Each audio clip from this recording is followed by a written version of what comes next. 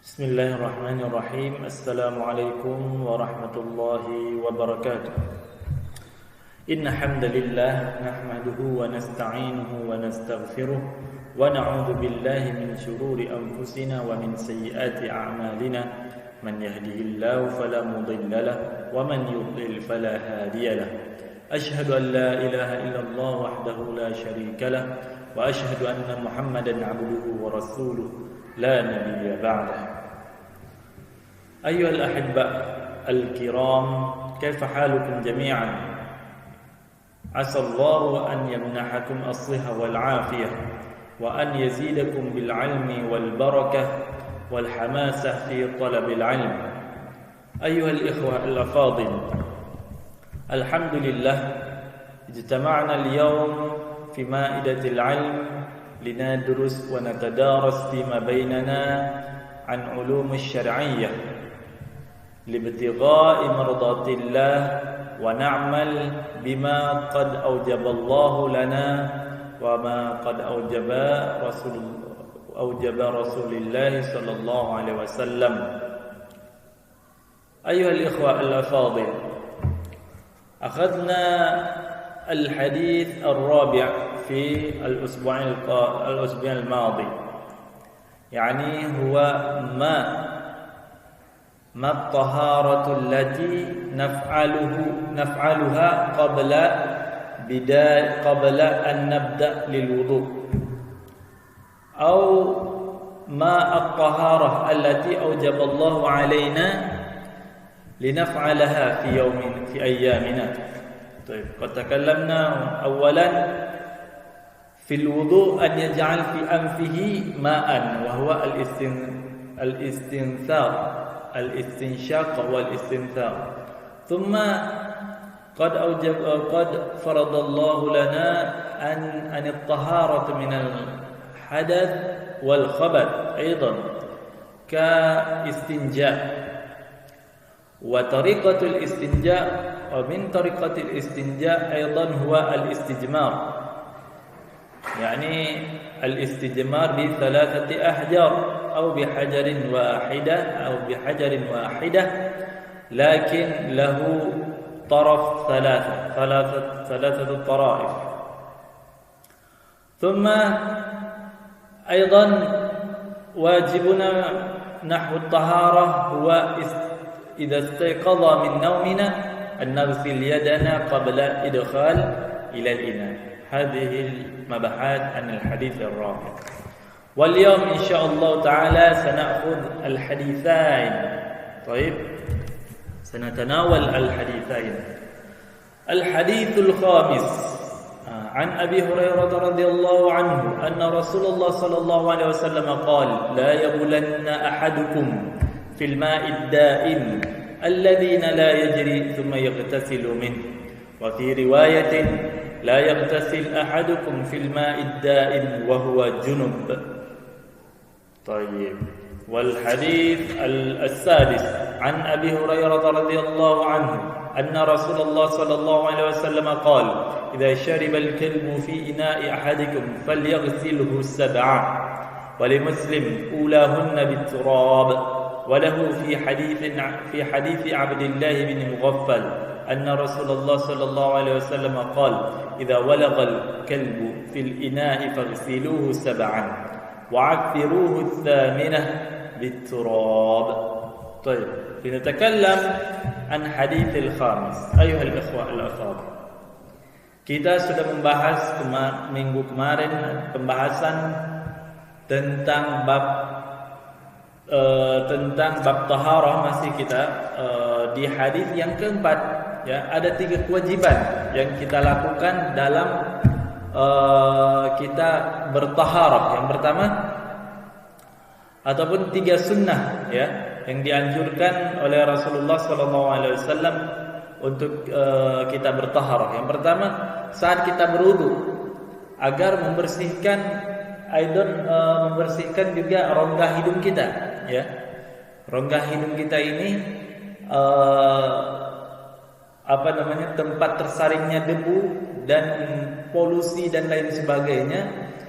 Biasanya itu akan, kalau lama mengendap debu di dalam hidung itu akan menyebabkan sakit ataupun pilek ya atau flu. Nah, maka anjuran Islam adalah untuk membersihkannya yaitu pada saat wudu 5 kali sehari. Jadi saat berwudu ketika kita ingin berkumur kita basuhkan juga rongga hidung. Kemudian yang kedua, tata cara beristinja selain dengan air bisa juga dengan batu, ya. 3 batu 3 kali sapuan atau 1 batu memiliki 3 sisi. Nah, dan yang ketiga adalah setelah kita bangun dari tidur, apabila kita hendak berwudu, ya, kita ingin mengambil air ataupun kita ingin mengambil air dari bejana, jangan kita langsung masukkan tangan kita ke dalam bejana ngambil air, tetapi kita ambil pakai gayung, kemudian disiram ke tangan untuk dibersihkan tangannya terlebih dahulu, baru diambil dengan tangan. Ini kebersihan ya yang dianjurkan dalam Islam. Jadi aspek kehidupan di dalam kehidupan manusia sudah diatur sedemikian rupa dalam agama Islam. Nah, makanya agama Islam ini adalah agama yang hak, ya, yang paling bersih di dunia ini adalah agama Islam. Fahimtum ya ikhwan? Sekarang kita juga pada bab taharah, ya. Kita akan membicarakan dan membahas hari ini 2 hadis.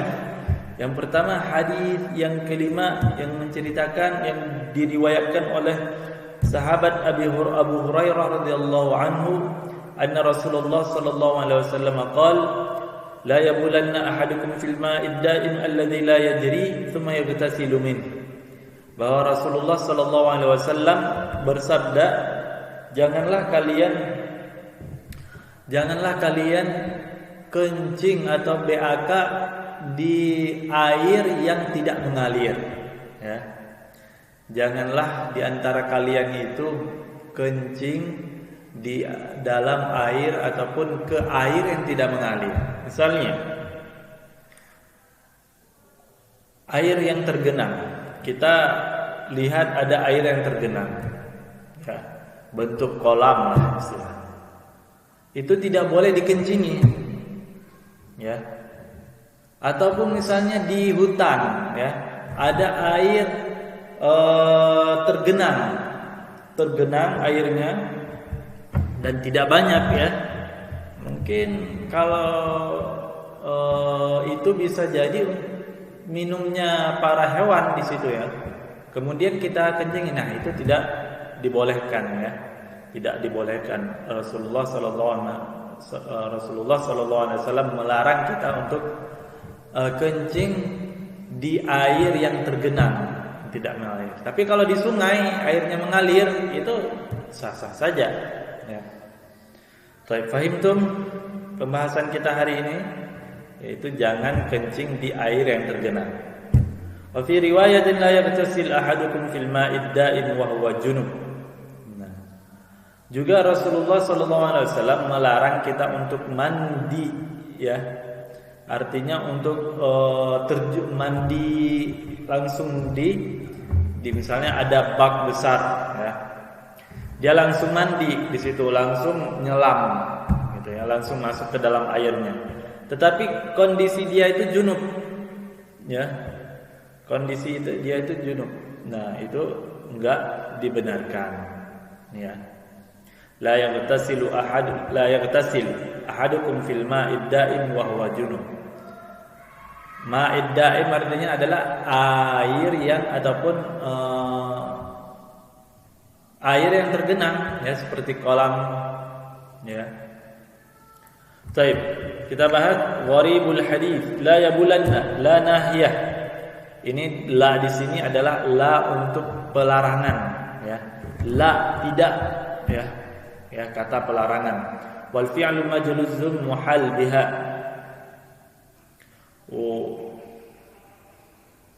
Wal fi'lu majzumun al mahal biha.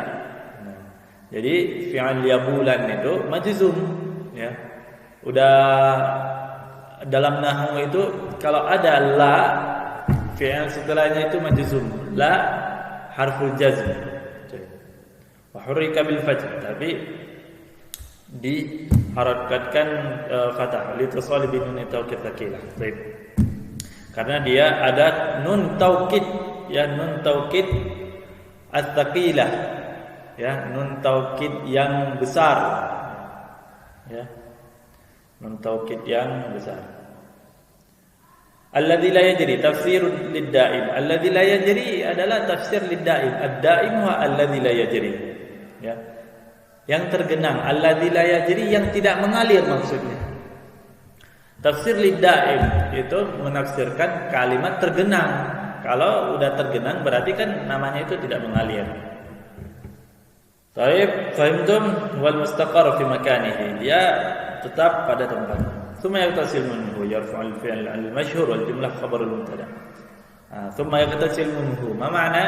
Kemudian dia mandi darinya. Mandi darinya itu wa yaqtasil minhu. Kalau ada kata minhu itu kan dari.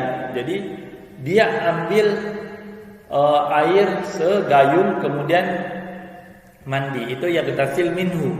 Tapi kalau huwa yaqtasil fihi, nah, huwa yaqtasil fihi ada riwayat yang lain, ya, riwayat yang lain dikatakan tsumma yaqtasilu fihi. Maksudnya adalah dia langsung mandi ke dalam bak tersebut ataupun air tergenang. La yaqtasil janganlah seseorang mandi, ya. Wa huwa junub, dalam kondisi junub. Al jumlah ma'dhafun nasr 'ala al hal. Kondisi dia junub, hal itu keadaan, kondisi.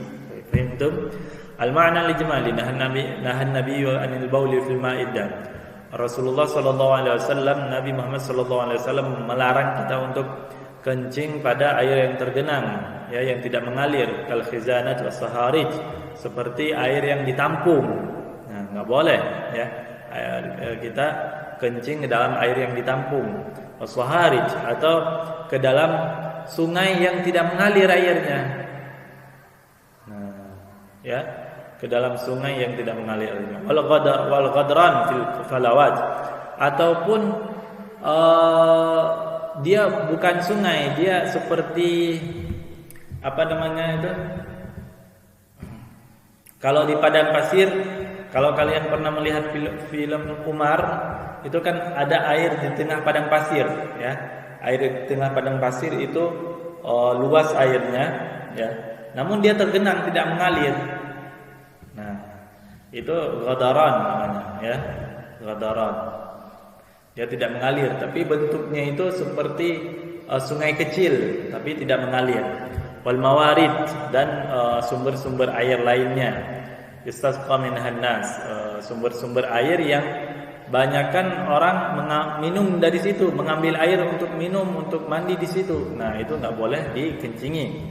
Ya alla yulawwithuha 'alaiha wa yukrihuha, sehingga kita tidak mengkotori air tersebut, dan juga tidak, sehingga tidak membuat orang lain itu merasa jorok kalau mengambil air dari situ. Makanya tidak boleh dikencingi. Nah, bil idhafah ila taqawud, bahkan tidak boleh, lebih lagi tidak boleh untuk di BAB. Kencing saja tidak boleh, apalagi BAB kan. Ya, anna hadil fadl qadara fi intishar al-amrad al-fataka. Karena kotoran tersebut adalah yang dapat menyebabkan beberapa penyakit yang serius, ya. Kamana hanya al-ittisal fi ghamsil jism aw ba'dhihi fil ma' alladhi la yajri. Nah, juga larangan tersebut bukan hanya untuk dikencing saja, tetapi enggak boleh untuk untuk mandi, ya. Misalnya nih ada air tergenang, ya, air tergenang. Kemudian semuanya itu mandi. Nah, mandi dalam kondisi apa? Banyak orang mandi di sini. Nah, itu nggak boleh dilarang oleh Nabi. Kenapa? Kama nahani al-ightisal bi ghamsil jism aw ba'dihi fil ma'i alladhi la yajri hatta la yukrihuhu wa yuwassikhu ala ghairi bal yatanawalu minhu tanawalan wa idza kana al-mughtasil junuban fanahyu ashad. Jadi kalau ada air yang tergenang itu siasatnya apa? Jadi ngambil dari gayung gitu ya, ngambil dari gayung. Kenapa kita tidak boleh langsung terjun mandi di dalamnya? Karena itu dapat membuat air itu kotor, ya, kotor baik dari karena kita mandi di dalamnya atau karena karena keringat kita atau yang lainnya, gitu ya, sehingga membuat orang jadi tidak seret lagi ya, tidak mau mengambil air dari situ.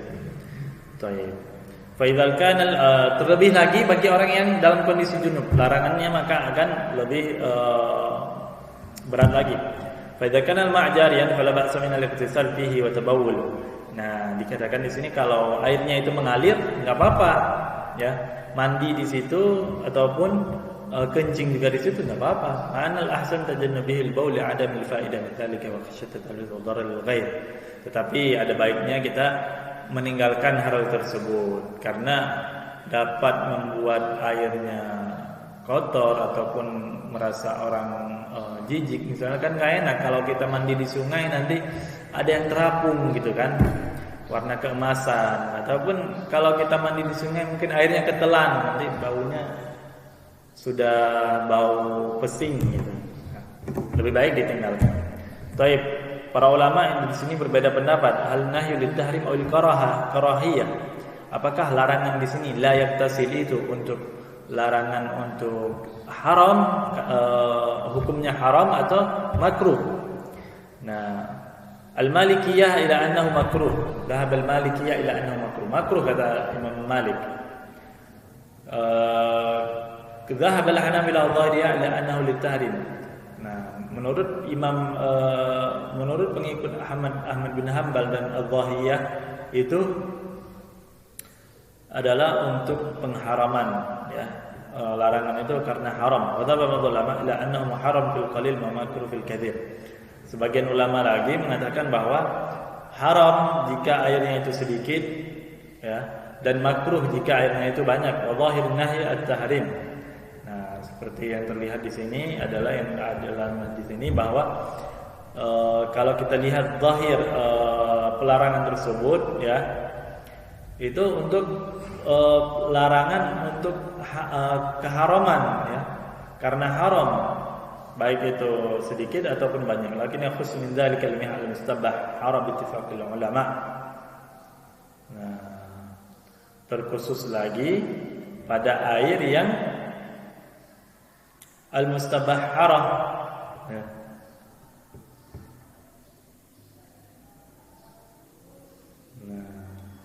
Wa dhahirun nahyi at-tahrim fil qalil wal katsir. Nah, khususnya pelarangan tersebut adalah bentuk keharaman, ya. Jadi baik itu sedikit ataupun banyak. Waqtarafu fil ma'i alladhi bila fi hal wabakin ala tahirati atau tanjus. Ini kembali lagi ke permasalahan fikih, ya. Kalau air yang dikencingi tersebut, ya, apakah airnya itu tetap suci sebenarnya atau sudah bernajis?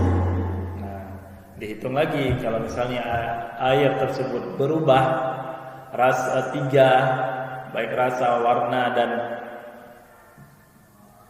bau, maka itu sudah jelas najis, ya, airnya, baik itu sedikit atau banyak. Nah, jika kondisi banyak tetapi tidak merubah tiga hal tadi, maka dia masih suci. Nah, jika kondisi air tersebut sedikit, kemudian dia tahu bahwa orang ada yang buang air kecil di situ dan airnya sedikit, maka itu sudah jelas najis karena airnya sedikit. Paham tuh? Mungkin huna. Wa nuwasil ila al-hadis as-sadis. الحديث السادس حديث yang ke-6 عن أبي هريرة رضي الله عنه أن رسول الله صلى الله عليه وسلم قال إذا شرب الكلب في إناء أحدكم فليغسله 7 ولمسلم أولاهن بتراب ولو في حديث عبد الله بن مغفل أن رسول الله صلى الله عليه وسلم قال إذا ولغ الكلب في الإناء فاغسلوه 7 وعفروه 8 بالتراب. طيب dari hadis riwayat Abi Hurairah radhiyallahu anhu anna Rasulullah sallallahu alaihi wasallam bersabda idza syaribal kalbu fi ina'i ahadikum falyaghsilhu 7. Ini adalah hadis yang menceritakan untuk diharuskan sama ya, sama bukan sama ya. Sama ini adalah membersihkan najis mughalladhah. Nah, dikatakan Rasulullah sallallahu alaihi wasallam bersabda apabila ada seekor anjing yang minum dari wadah kalian ya, dari wadah kalian falyaghsilhu 7, maka kalian cucilah wadah tersebut 7 kali ulahunna biturab, dan awali dengan at-turab tanah. Walau fi hadits Abdullah bin Mughaffal, dan dari hadis Abdullah bin Mughaffal anna Rasulullah sallallahu alaihi wasallam qala wa Rasulullah sallallahu alaihi wasallam fa idza walagha al-kalbu fil ina'i faghsiluhu 7. Apabila ada seekor anjing yang minum dari wadah kalian, maka kalian cucilah wadah tersebut 7 kali wa'firuhu 8 bit-turab, dan salah satunya dengan memakai tanah. Begitu. Fahimtum? Jadi namanya itu sama ya, sama dalam bahasa kita, dalam bahasa fikih ya, bahasa fikih. Gharibul hadis idza walagha, apa artinya idza walagha? Jika anjing itu minum dengan ujung lidahnya ya.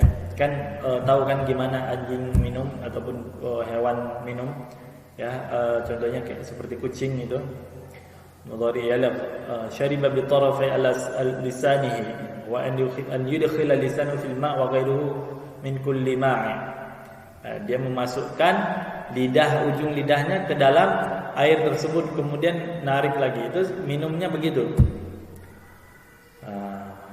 Fa yahrikuhu walau lam yashrab, dengan kondisi dia menjulurkan lidahnya ke air, ke wadah tersebut ya, itu sudah walaupun dia tidak minum ya, itu sudah bernajis ya. Apalagi kalau dia sempat minum. Taib afiruhu at-ta'fir at-tamrigh fil 'udhr wa huwa at-turab. At-ta'fir, apa at-ta'fir? Yaitu melumuri. Faham tu? Wa afiruhu at-tamina, melumuri wadah tersebut dengan turab, dengan tanah ya. Baik itu tanah itu tercampur air ataupun kita lumuri tanah dulu baru nanti kita siram air gitu. Itu banyak caranya ya. Ulahunna ta'nitsul awal wal ha dhamir marad. Ulahunna yaitu salah satunya ya, salah satunya. Wajah fi ba'd riwayat ulahunna bi lafdhil madhkur mudzakkar lianna ta'nitsul marrah ghairu haqiqi. Al-ma'na al-ijmali. Kenapa Rasulullah sallallahu alaihi wasallam melarang menganjurkan kita untuk membersihkan najis mughalladhah ataupun yang wadah yang diminum oleh anjing seperti itu? Karena anjing termasuk hewan yang kotor ya,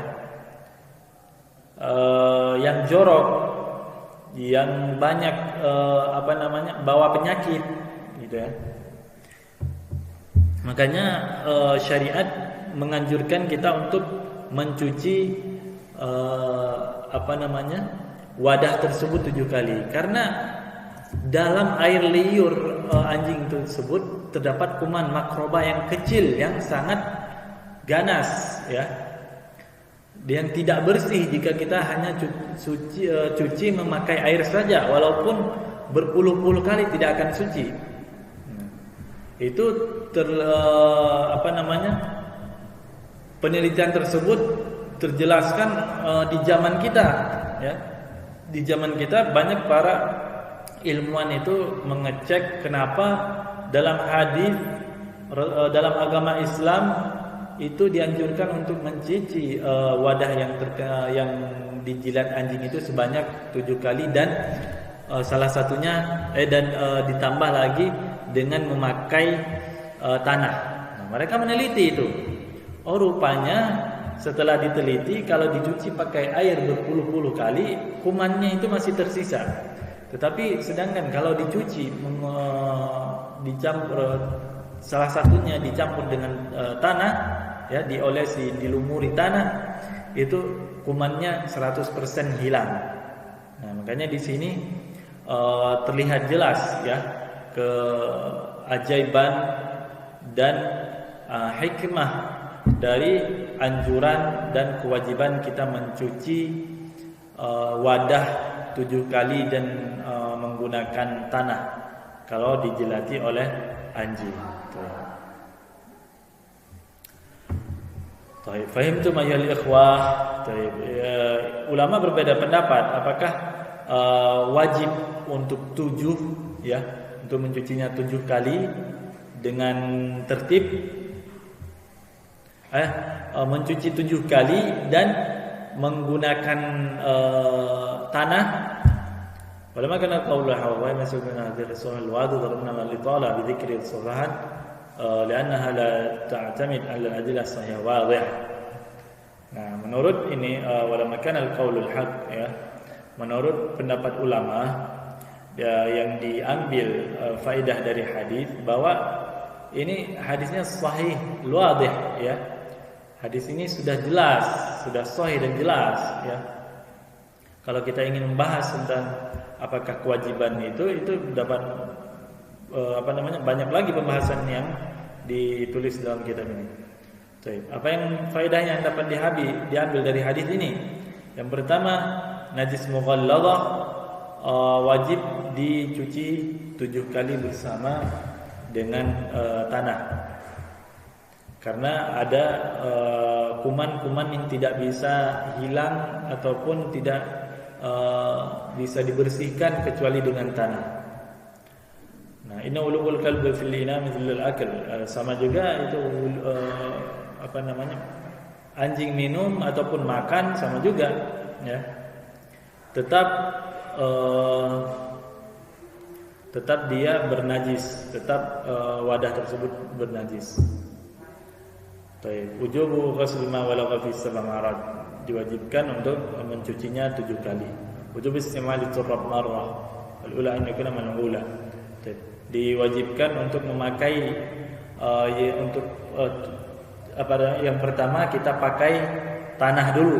Nah, wal ula an yakuna man'ula, wal aula an yakuna man'ula, dan tanah itu dianjurkan untuk di basuhan pertama, ya, memakai tanah itu basuhan pertama. Kemudian baru kita siram dengan air sebanyak 7 kali. Utukuna yasan al-musyar ilaiha fi rawayah al-ukhra. Nah, makanya dengan lumuri tanah itu basuhan pertama, kemudian 7 siraman air. Nah, itu maksudnya 7 kali ditambah dengan tanah, artinya 8 kali basuhan, sesuai dengan riwayat yang lainnya juga. Walau farq baina antara al-ma' 'ala turab atau turab 'ala al-ma'. Enggak bisa juga kita basuh itu misalnya begini. Wadah kita campur air dengan tanah, kemudian kita lumuri, boleh. Atau wadah kita ambil tanah, kita lumuri, kemudian ambil air, kita siram, kan ada masih sisa tanah itu, kemudian kita basuh lagi. Nah, boleh juga air dulu, sudah basah wadahnya, kemudian kita ambil tanah, kita basuh sehingga bercampur dengan air yang di wadah. Nah, kemudian siram lagi sebanyak 7 kali. Itu banyak caranya. Fahimtum? Thayyib.